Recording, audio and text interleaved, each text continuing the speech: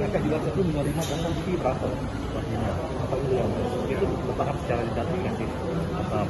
Jika kita banyak satu kali dia nyalak untuk istri gimana? Ceritanya gimana kalau Perintah bupati untuk menyerahkan bantuan untuk istri sama anaknya lah. Ya, itu bertahap diberikan? Atau langsung dibayar? bertahap semua. Total keseluruhan berapa, Kak? 4 miliar. 4 miliar. Untuk luar Elvin berarti bener ya yang ada perintah yang dalam kardus itu Pak? Benar. Yang 500 untuk Pak Juarsa, 500 untuk Pak Ayah nih.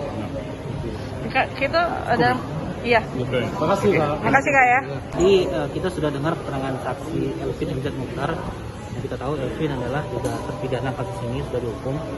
Nah, dari Elvin ini kita banyak mengetahui, mendapat informasi mengenai rincian bagaimana awal Juarsa ini dibagi jatah proyek, fee proyek juga oleh bupati, dan bagaimana detail pemberian uangnya.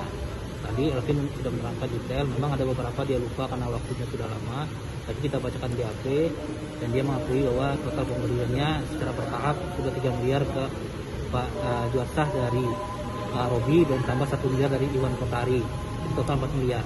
Ditambah dengan iPhone XS. Tahunnya itu dari 2018 tentang sampai 2019 di Robi ditangkap. Oke, Pak, Bang, itu kalau terkait sama dakwaan kita, apakah sama jumlahnya yang diterima sama dakwaan kita? Sama jumlahnya, cuman ada beberapa tadi kan yang dia dapatkan operasional tiap bulan 25 juta.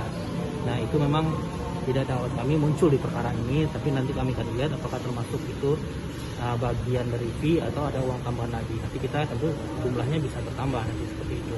Tadi juga terungkap bahwa terdakwa ini sering meminta-minta kepada bupati gitu. Iya. Jelasnya. Tapi melalui